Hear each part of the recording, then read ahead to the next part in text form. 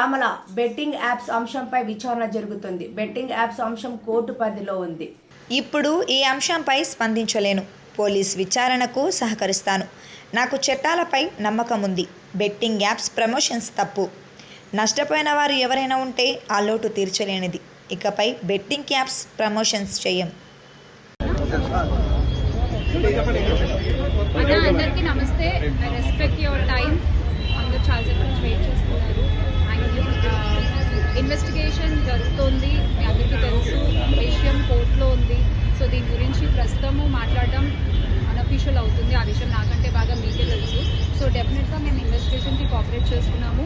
చట్టాల మీద, న్యాయ వ్యవస్థ మీద నమ్మకం ఉంది. ఖచ్చితంగా కల్పిట్స్ని పట్టుకోవడంలో నేను ఎంతవరకు సాయం చేయగలను అంతవరకు డెఫినెట్గా పోలీసులకి నా సపోర్ట్ ఎప్పుడూ ఉంటుంది.